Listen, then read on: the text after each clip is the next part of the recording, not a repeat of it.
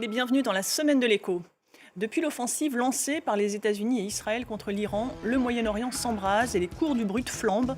Les gardiens de la révolution affirment avoir le contrôle total du détroit d'Ormuz, ce passage clé pour le commerce mondial de pétrole à l'entrée du Golfe Persique.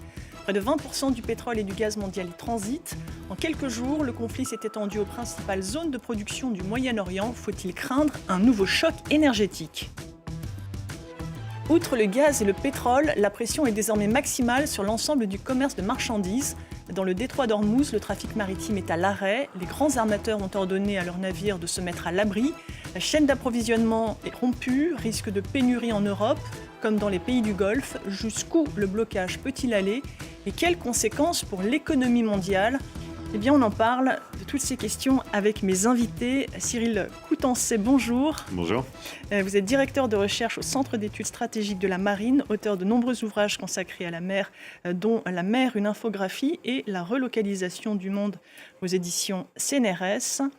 Olivier Appert, bonjour. Bonjour. Vous êtes conseiller au Centre énergie et climat à l'Institut français des relations internationales, l'IFRI. Et David Rigoulet-Rose, bonjour. Vous êtes rédacteur en chef de la revue Orient Stratégique, chercheur spécialiste du Moyen-Orient et rattaché à l'Institut français d'analyse stratégique. C'est l'un des principaux moyens de pression de l'Iran, la fermeture du détroit d'Ormuz. Elle fait peser le risque d'un choc des prix de l'énergie. Téhéran dit avoir pris le contrôle total du détroit, zone capitale pour le commerce international. Ce détroit peut-il être sécurisé ? Explication. Voici la zone stratégique sur laquelle mise l'Iran pour peser dans le conflit. Le détroit d'Ormuz où passe un quart du pétrole mondial.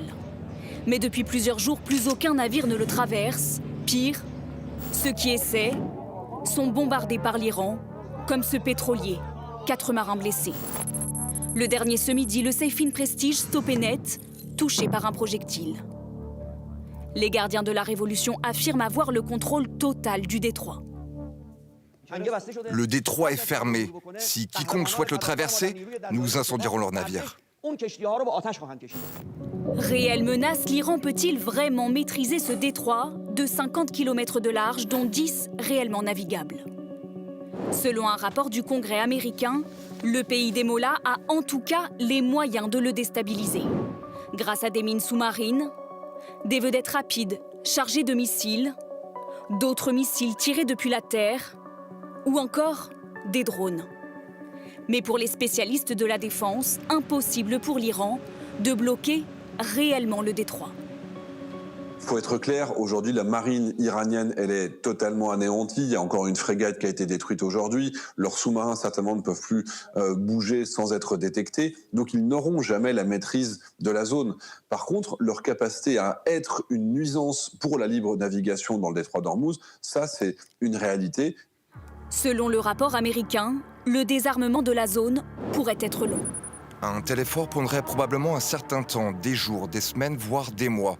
En particulier si un grand nombre de mines iraniennes devaient être retirées du Golfe. Cet après-midi, les Américains ont commencé à répliquer.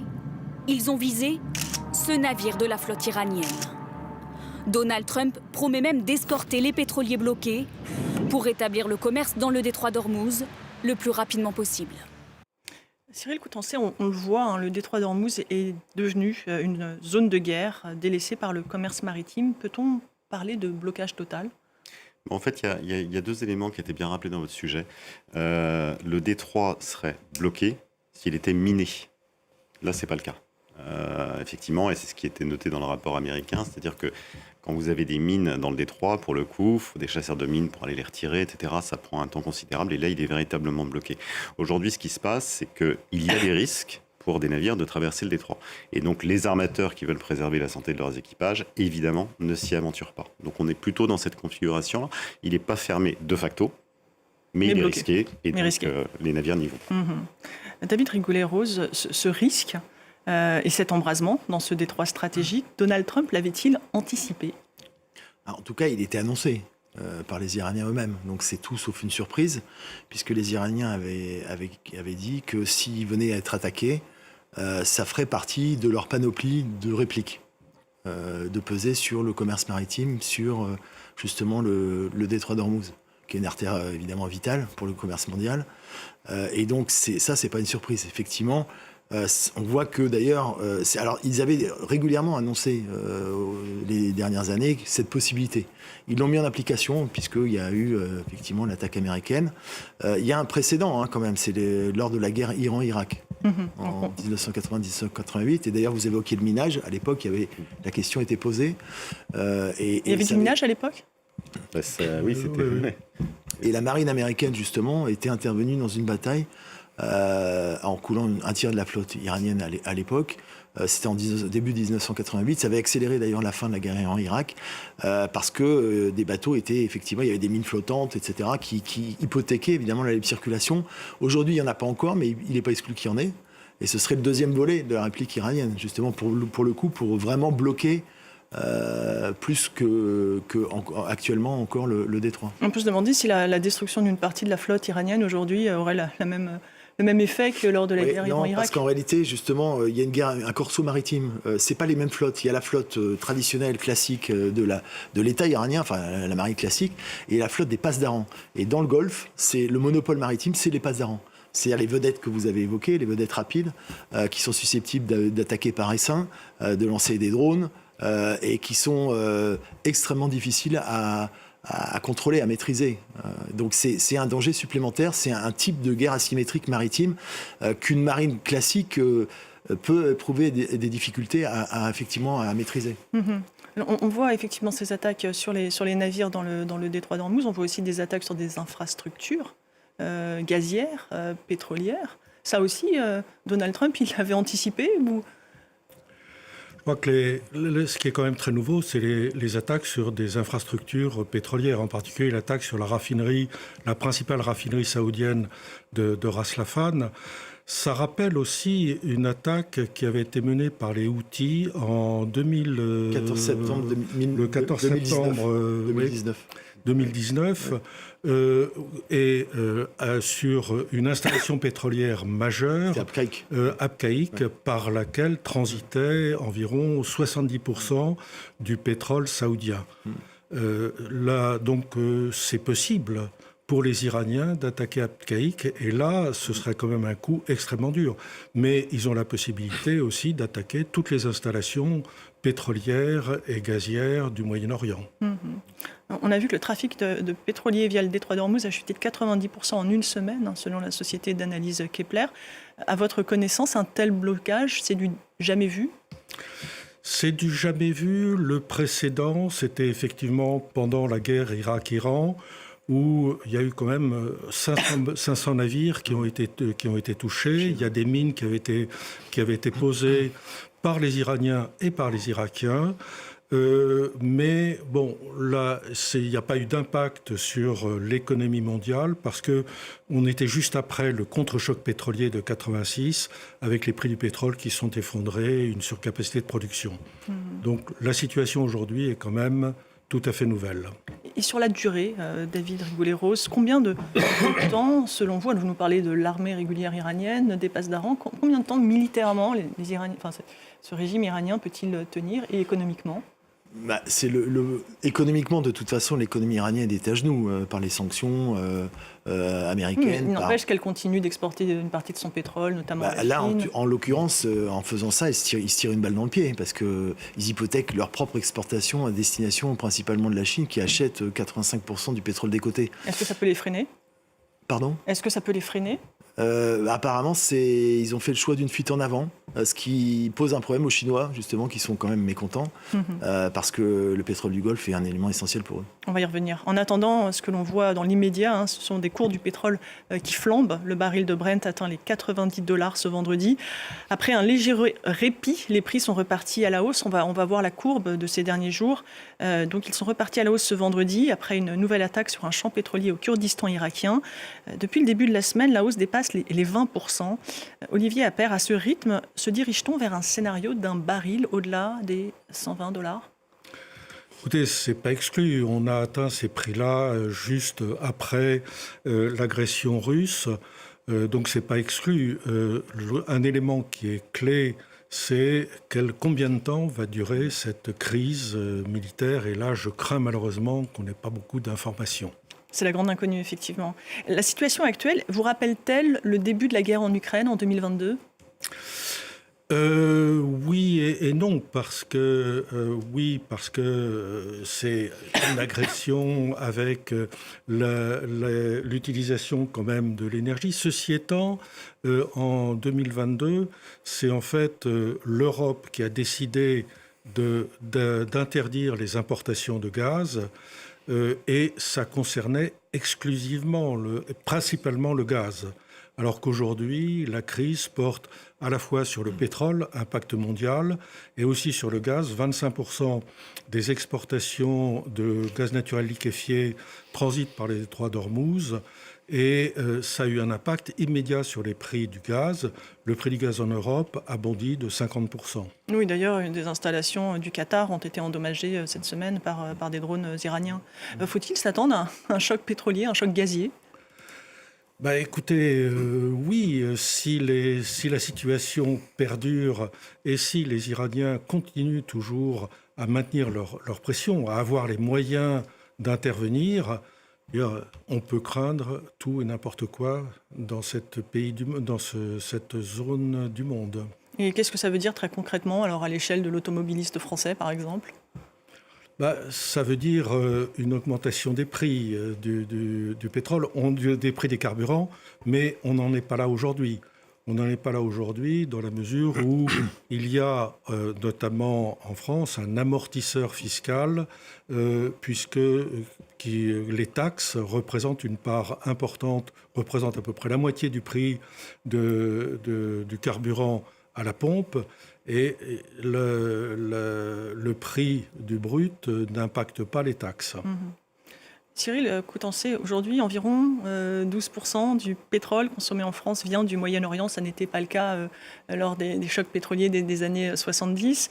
Cette crise ne plaît-elle pas pour accélérer la diversification, le nucléaire, le renouvelable ou d'autres fournisseurs ? L'économie, oui. Et ce qui est intéressant, c'est de voir le pivot qu'a fait la Chine, justement, de ce point de vue-là, parce que la Chine a un souci qui est crucial par rapport aux hydrocarbures, qui est qu'en cas de conflit avec les États-Unis sur Taïwan, tous ces approvisionnements, en tout cas la très grande majorité, passent par le détroit de Malacca, qui peut être coupé, justement.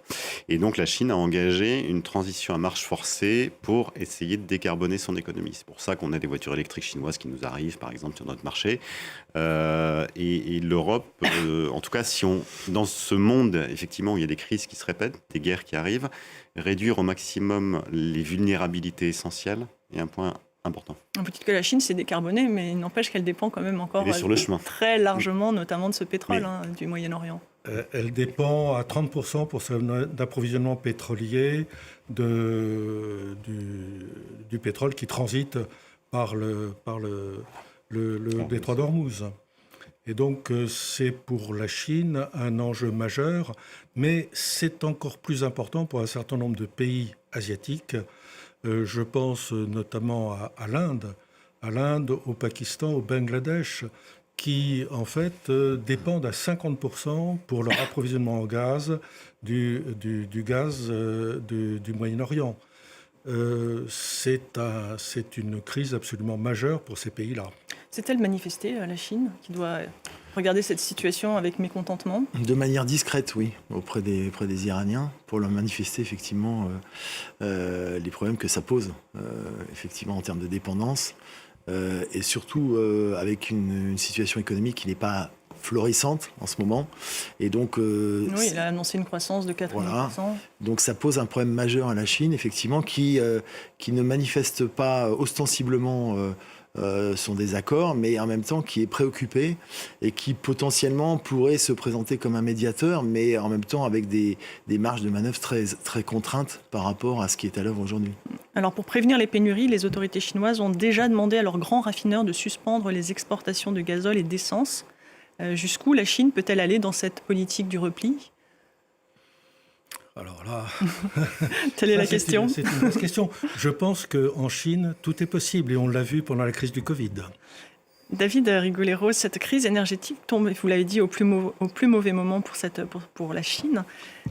Si Pékin doit aller chercher son pétrole ailleurs, on imagine que tous les pays vont être en concurrence et ça va forcément favoriser la hausse des cours. Logiquement, oui, logiquement, on peut attendre une hausse des cours de toute façon à partir du moment.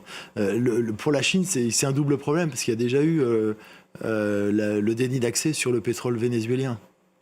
Et donc là, c'est la double peine. Voilà. Et là, c'est le pétrole du Golfe. Donc ça commence à faire beaucoup pour les Chinois. Il est peu probable qu'il reste statique. À un moment ou à un autre, il va y avoir effectivement une réaction par rapport à ce qui se passe, même si pour l'instant, c'est une logique prudentielle qui prévaut. Face au risque de pénurie, Washington a autorisé pour 1 mois des livraisons de pétrole russe sous sanctions vers l'Inde. Vous disiez que l'Inde est très très dépendante de ce pétrole du Moyen-Orient. Est-ce que Moscou se frotte les mains ? C'est une bonne opportunité pour Moscou, dans la mesure où les mesures d'embargo qui avaient été prises depuis l'invasion de l'Ukraine commencent à porter leurs fruits avec un maintien des exportations, puisqu'il y a toujours cette flotte fantôme qui continue toujours à transporter le pétrole russe, mais les prix avaient quand même baissé à peu près de moitié. Là, c'est quand même la bonanza au plan économique, mais aussi au plan politique. En bon français. Dans la mesure où au plan politique, on voit déjà les réactions de la Hongrie et de la Slovaquie qui disent et alors, nous, on a besoin de pétrole russe. Pourquoi est-ce que vous arrêtez la Russie, à la fin de l'Union européenne, avait décidé d'une fermeture complète des importations de GNL russes. À la fin de l'année, c'est une opportunité quand même pour la Russie de faire pression sur tel ou tel pays européen, de façon à ce qu'on revienne sur cette décision. Et globalement, c'est une façon pour la Russie de remettre un petit peu d'huile sur le feu auprès de la Chine, auprès des pays émergents contre l'Occident.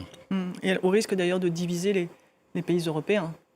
Oui, vous l'évoquez, notamment les 2 pays concernés par... la Hongrie. Hongrie. Cyril Contenceau, face à un détroit d'Ormuz menacé, quelles sont les voies de contournement à l'heure actuelle pour le pétrole et pour le gaz ? C'est bien le problème, c'est que justement, il n'y en a pas. Les voies d'accès, les voies de contournement en tout cas, d'exportation, donc il y en a par le sultanat d'Oman, par la mer Rouge, via des oléoducs. Aussi en Méditerranée, le pétrole irakien qui peut passer en Méditerranée. Le problème, c'est que les Iraniens sont tout à fait conscients de ça. Et donc, ils ont tapé, par exemple, le sultanat d'Oman, justement, cette porte de sortie. Et on voit, là, il y a eu Mossoul, justement, les champs pétrolifères du nord de l'Irak qui ont été tapés aussi. Donc, ils sont tout à fait conscients qu'on réduit au maximum ce qui peut sortir. Il n'y avait déjà pas grand-chose qui pouvait sortir, de toute façon. De toute façon, les capacités sont relativement limitées. L'oléoduc qui traverse l'Arabie Saoudite et débouche sur la mer Rouge, ça permettrait de rediriger de 3 à 5 millions de barils jour sur les 20 millions de barils jour. À cela se rajoute environ 1 million de barils jour sur l'oléoduc qui va des Émirats arabes unis jusqu'au sultanat d'Oman. Quant à l'oléoduc irakien Ceyhan, il n'est plus vraiment opérationnel maintenant. Pourquoi il a déjà été attaqué ou parce qu'il est ancien? Parce qu'il traverse un certain nombre de zones un petit peu instables, disons. Et l'attaque de l'unité d'Abqaiq à laquelle je faisais allusion tout à l'heure montre que ce serait très possible pour les Iraniens de bloquer en fait ces voies alternatives d'exportation. Quant au gaz, alors là, il n'y a aucune solution. Washington annonce des garanties d'assurance et des escortes navales dès que ce sera raisonnable pour sécuriser donc le passage des pétroliers et des méthaniers dans ce détroit. Cyril Contenceau, très concrètement, est-ce que c'est suffisant et est-ce que c'est logistiquement tenable dans la durée? Sur les assurances, de toute façon, c'est pas forcément la question, puisque les armateurs vont pas mettre en danger la vie de leurs équipages, même si c'est couvert. Ils ont interdit de toute façon le passage de leurs bateaux dans cette zone. Donc ça ne changera pas quoi que ce soit. Et ensuite, sur l'escorte, à mon sens, c'est encore beaucoup trop tôt. C'est-à-dire que là, c'est une véritable zone de conflit. Il y a des affrontements entre États-Unis, Iran, Israël, des échanges de tirs de tous les côtés. C'est pas en ce moment qu'on va engager des bateaux. Vous disiez que ça avait été fait par le passé, ces escortes. Oui, d'abord en mer Rouge, coalition Aspides par rapport aux Houthis. Donc très récemment. Très récemment, mais la configuration était quand même plus restreinte. Hein. On n'était pas dans ce... Et puis effectivement, il y a eu le cas à un moment de la guerre Iran-Irak. Dans les dernières années, il y avait des escortes par l'US Navy notamment, pour protéger les pétroliers. Mais encore une fois, je pense que la situation n'est pas comparable. Je veux dire, compte tenu de tout ce qu'on vient de dire, c'est quand même très différent. Et on est là, le risque est beaucoup plus important qu'il n'était vraisemblablement dans ces années-là. D'où le « dès qu'il sera raisonnable » de Donald Trump. Alors l'administration américaine laisse entendre qu'elle est prête à agir pour stabiliser les prix. Olivier Appert, que peut faire Washington au-delà de ces déclarations ? Alors c'est la mobilisation des stocks stratégiques. Tous les pays de l'Agence internationale de l'énergie ont l'obligation d'entretenir des stocks stratégiques d'environ 90 jours de consommation. Ces stocks stratégiques ont été mobilisés une fois, c'était pendant la guerre juste au moment de la guerre du Golfe en 1991, et ça a été utilisé encore au début des années 2000 par l'administration américaine, qui souhaitait peser sur les prix des carburants. C'était une période électorale et le prix de l'essence est un enjeu majeur aux États-Unis. Mais là, vous nous dites que c'est plutôt une solution de court terme. On mobilise les 90 jours. On a 90 jours de stock sous le pied. Alors l'autre grand perdant de cette crise, c'est l'Arabie Saoudite. Olivier Appert, ses exportations, ses capacités de production sont directement visées. Pour l'instant, a été visée uniquement la raffinerie de Ras Laffan. Mais quand même, le terminal d'exportation est localisé juste à proximité. Il ne me semble pas qu'il ait été atteint. Et puis, l'attaque à laquelle je faisais allusion d'Abqaiq montre que 2019. Les installations sont quand même sont tout à fait à risque. Alors, les pays du Golfe avaient bâti depuis des années l'image d'un havre de stabilité et de prospérité au Moyen-Orient. Avec cette guerre, c'est tout un modèle qui vacille. Les précisions de Luc Schrago et Fadil Bayat. Depuis des décennies, les États du Golfe sont une oasis de calme, dans une région géopolitiquement explosive. Une illusion qui a pris fin le 28 février dernier. Nous étions sur un bateau lorsque les missiles ont commencé à être tirés. C'est là qu'on a appris que l'hôtel Fairmont avait été touché. C'était absolument terrifiant et les missiles se succédaient comme s'ils tombaient du ciel. Nous avons alors été évacués par l'hôtel et avons dû rester dans le sous-sol vers 2 heures du matin. Alors que les États-Unis et Israël sont entrés en guerre contre l'Iran, les alliés américains comme les Émirats arabes unis ou le Qatar ont été pris pour cible en retour. Des frappes qui ont non seulement touché les infrastructures pétrolières et gazières, mais aussi le concept même de havre de paix économique que ces pays du Golfe ont construit. Avec les Émirats arabes unis, regardez ce qu'ils essayent de faire. À Dubaï, ils tentent de diversifier leur économie, de s'éloigner du pétrole et du gaz. Il y a l'aéroport, il y a les hôtels, à Bahreïn aussi. Bahreïn est une plaque tournante régionale où les hôtels et l'immobilier font partie de l'économie et c'est ce qui est frappé. En près de 40 ans, la population de Dubaï est passée de 1 à 11 millions d'habitants. En laissant l'exploitation des hydrocarbures à Abu Dhabi, sa voisine qui détient plus de 90% des réserves de pétrole des Émirats arabes unis, Dubaï s'est diversifié dans les services financiers, l'immobilier et, comme son voisin qatari, dans le tourisme. Son aéroport est la plaque tournante internationale la plus fréquentée au monde. Elle est aujourd'hui pratiquement paralysée, laissant des dizaines de milliers de personnes bloquées dans la région. En bloquant cet espace aérien, vous bloquez finalement la connectivité mondiale des personnes, du commerce, des engagements économiques et de la stabilité mondiale. En matière de voyages internationaux en particulier, la confiance est la principale monnaie d'échange. Et c'est ce qui est brisé. Alors que l'Iran continue d'attaquer ses voisins, cette guerre pourrait ternir durablement la réputation des États du Golfe. David Rigoleros, on le voit là avec l'exemple précis de Dubaï. Cette guerre, c'est un véritable désastre stratégique pour les Émirats. En tout cas, c'est un choc pour toutes les pétromonarchies et notamment pour Dubaï, oui. Le paradoxe d'ailleurs de Dubaï, c'est que Dubaï est une plateforme financière qui a beaucoup d'argent venant d'Iran. Il a annoncé qu'il allait geler cet argent. Alors, c'était étudié. La décision n'a pas été prise, justement, mais effectivement, ça a été annoncé comme une possibilité de rétorsion, en sachant qu'une partie de l'argent des passes d'argent se recycle justement sur la plateforme Emirati, ce qui est le paradoxe de la situation. Mais pour revenir au modèle, effectivement, artificielle, insulaire, d'une certaine manière, c'est une remise en cause. On voit bien que la culture des influenceurs s'était présentée comme des havres de paix, hyper sécures à tout niveau. Et havre fiscal au passage. Oui, absolument. Et ils se rendent compte de la fragilité du modèle. Alors ça, c'est pour le modèle spécifiquement des pétromonarchies comme Dubaï, etc. Mais plus largement pour les pétromonarchies qui sont engagées dans un horizon post-pétrolier, et notamment les plans. Le plan Vision 2030 de Mohamed bin Salman en prend un coup aussi. Il avait pris un coup en 2019, puisque vous évoquiez la frappe, là.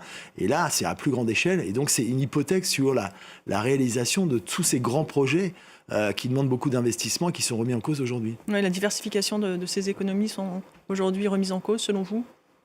En ce moment, oui, clairement. Après, il y a, sur le plan Vision 2030, ce qui est intéressant par contre, et ce qui sert aujourd'hui, c'est qu'il y avait une volonté de diversifier aussi l'économie dans l'agriculture et l'agroalimentaire.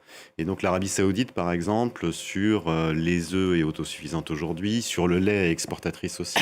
Donc ça permet de réduire certaines vulnérabilités. Alors c'était le début, mais dans cette période-là, finalement, c'était plutôt... Alors ça avait été lancé notamment suite à la crise du Covid, où ces pays s'étaient dit, notamment l'Arabie Saoudite, qu'il fallait être un peu plus autonome dans ce domaine-là. Peut-on dire, avec toutes les précautions d'usage, vous nous avez dit tout à l'heure, Olivier Appert, que le consommateur américain était dans l'esprit de Donald Trump, avec évidemment une hausse des prix des carburants. Est-ce que les producteurs de pétrole et de gaz américains, les États-Unis étant devenus le premier producteur mondial, sont les grands gagnants de cette crise, dans cette crise ? Bien entendu, ils sont les grands gagnants, dans la mesure, je rappelle que les États-Unis, c'est le premier producteur mondial de pétrole, grâce à l'émergence des pétroles non conventionnels. Le schiste. Alors, pétrole de schiste. Or, le pétrole de schiste est un pétrole qui a un coût de revient relativement élevé. Et on considérait qu'en dessous de $60 par baril, la production américaine allait baisser. Donc là, c'est une bonanza pour les producteurs américains, parce que ça leur permet quand même, et je suis persuadé qu'on va constater une augmentation des forages aux États-Unis, avec un impact sur la production qui ne sera pas immédiat, mais qui sera quand même relativement rapide. On peut estimer que d'ici 6 mois, la production pétrolière américaine peut réaugmenter significativement. Vous partagez cette analyse ? Ouais, on laisse le spécialiste de l'énergie. Alors, outre le pétrole et le gaz, cette crise va-t-elle ralentir le commerce et la croissance mondiale ? Les entreprises commencent à s'inquiéter, comme une société de parfums dans le sud de la France. Le reportage de nos confrères de France 2. Sur ces images satellites prises au large d'Oman, des bateaux bloqués depuis le début du conflit. Même chose dans le détroit d'Ormuz, où plus rien ne bouge. Dans le golfe Persique, le commerce mondial est paralysé. Et cela a déjà des répercussions en France, dans cette entreprise de parfumerie qui importe des flacons depuis la Chine et Taïwan. Ce qu'on attend d'Asie, ce sont ces flacons-là. Ces flacons qui sont des flacons de brume parfumée, qui ont été développés pour un lancement cet été. Ce fabricant attend une livraison de 140 000 flacons vides. Elle était prévue pour le mois d'avril. Mais selon son transporteur contacté par téléphone, il n'est pas prêt de les recevoir. Ça risque, oui, d'engendrer du retard. Après, au niveau tarifaire, ce que je vous explique dans mon mail, c'est que les tarifs publics maritimes sont annoncés en augmentation. Les hausses, elles sont de quel ordre ? Jusqu'à $1 500. 1500, ça fait quoi, 50% ? Ouais. C'est quasiment 50% de hausse. Des coûts supplémentaires et des retards dans sa production qu'il va essayer de compenser. Les conséquences, ça va être d'essayer d'accélérer la chaîne d'approvisionnement une fois que les produits sont arrivés pour pouvoir livrer en temps et en heure tous ces clients qui attendent ces produits. Les plus gros transporteurs, comme MSC, Maersk ou CMA-CGM, ont décidé de contourner le Moyen-Orient face aux dangers liés au conflit dans toute la zone. Ils ont dû revoir leurs itinéraires. La route normale entre l'Asie et l'Europe passe par le détroit de Malacca, le sud de la péninsule arabique, le canal de Suez et la Méditerranée. Le trafic entre l'Asie et l'Europe est détourné par le sud de l'Afrique, par le cap de Bonne-Espérance. On prend à peu près 10 jours de plus entre l'Asie et l'Europe. Ainsi, transporter des marchandises coûte 30% plus cher pour commercer dans le monde. L'évolution de la situation est suivie de près par le ministère de l'économie, qui a ouvert une cellule de crise avec tous les secteurs concernés par les répercussions de ce conflit au Moyen-Orient. Cyril Contencet, on vient de le voir dans ce reportage, c'est bien le commerce mondial qui est déstabilisé.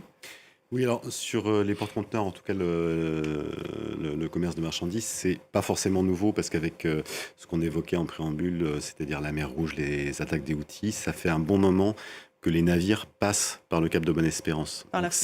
Il y a juste qu'il n'y a pas de relâche dans cette zone-là, il n'y a pas de relâche à Dubaï, etc.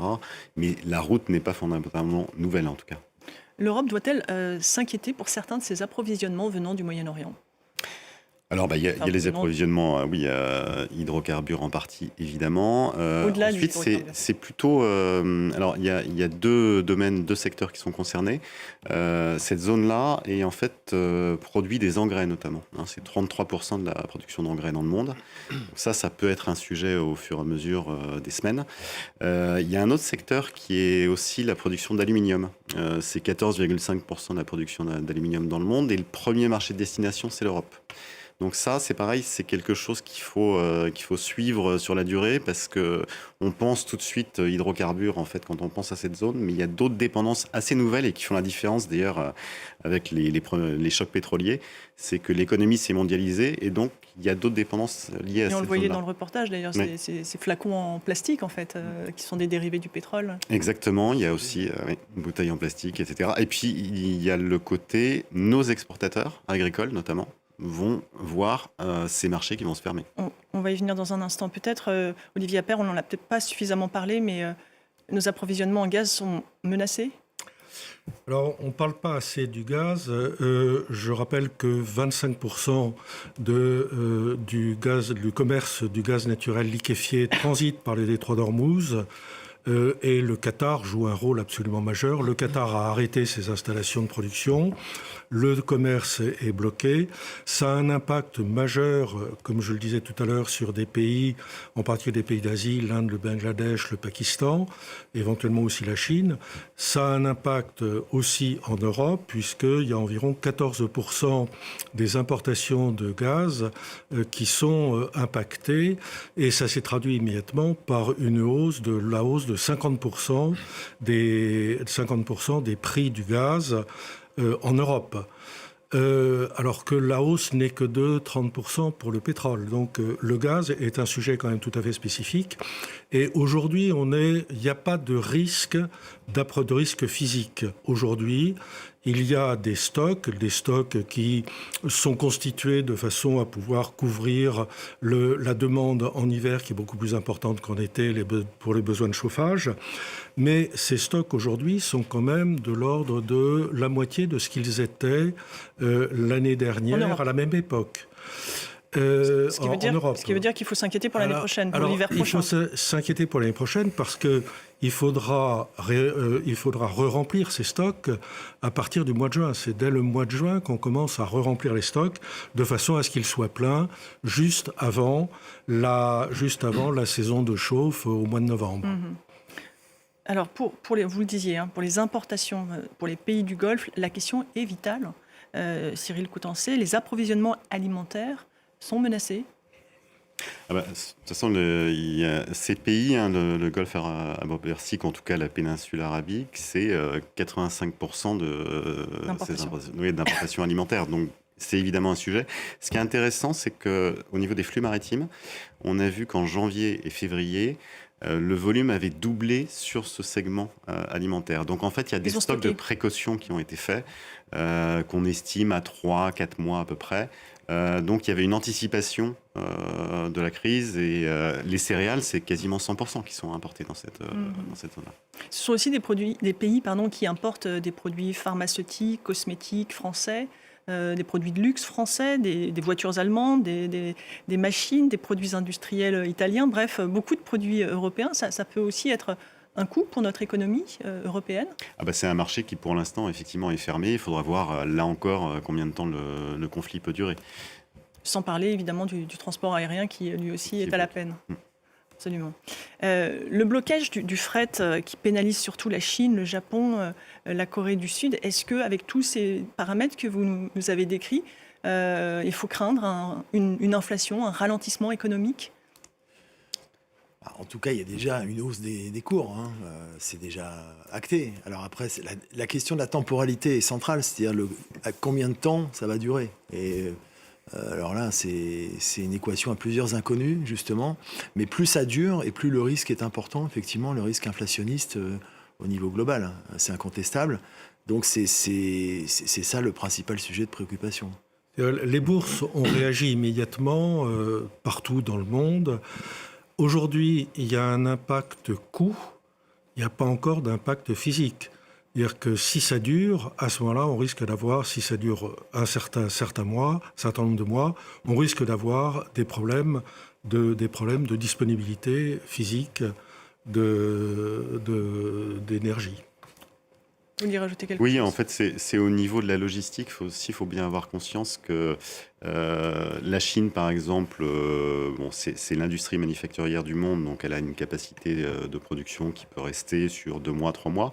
Mais d'autres pays qui sont importants pour faire des composants, en Asie notamment, n'ont pas forcément les mêmes stocks que la Chine en hydrocarbures. Et donc là, il peut y avoir des ruptures d'approvisionnement sur certains biens manufacturés. C'est ça qu'il faudra regarder. C'est une mécanique de précision, en fait, dans ce domaine-là. Et vous diriez qu'on a retenu les leçons de la crise Covid, où toutes les chaînes d'approvisionnement avaient été bloquées Il y a des leçons qui ont été retenues en partie, il y a des leçons qui ont été retenues par certains pays, plus que d'autres. Mais on a beaucoup parlé d'une relocalisation française, européenne ou autre. On voit que c'est un sujet qui doit encore se travailler, hein. L'Union européenne, justement, a remis en avant le Made in Europe cette semaine pour essayer de reproduire sur certaines filières stratégiques en Europe. Il y a encore du travail à faire dans ce domaine-là. Par exemple, sur l'aluminium, vous disiez qu'on dépendait, je ne sais plus à quelle échelle, de l'aluminium du Qatar. Oui, alors de ces pays-là, on sait qu'on a un sujet justement sur la production d'aluminium dans nos pays, effectivement. Et puis d'autres filières stratégiques, hein, où surtout il y a la prise de conscience qu'il faut faire que ces crises qui se répètent, ces guerres qui se répètent, Russie-Ukraine, là le Golfe, c'est le monde dans lequel on est rentré. Et donc il faut vraiment s'adapter à ce type de situation. On n'a pas des crises ponctuelles qui vont après s'éteindre et puis on n'aura plus rien derrière. On est dans un monde de répétition de crises. C'est vrai qu'à vous entendre, on a l'impression que de plus en plus de routes commerciales se bloquent ou en tout cas deviennent de plus en plus sensibles. Oui, c'est-à-dire qu'il y a une situation qui devient une forme d'insécurité un peu structurelle, en fait, et pas purement conjoncturelle. Merci beaucoup, en tout cas, à tous les trois pour vos analyses. Cyril Coutancet, directeur de recherche au Centre d'études stratégiques de la Marine. Olivier Appert, conseiller au Centre Énergie et Climat à l'Institut français des relations internationales. Et David Rigoulet-Rose, rédacteur en chef de la revue Orient Stratégique. Merci beaucoup à tous les trois. Merci à vous de nous avoir suivis. L'information continue sur France 24.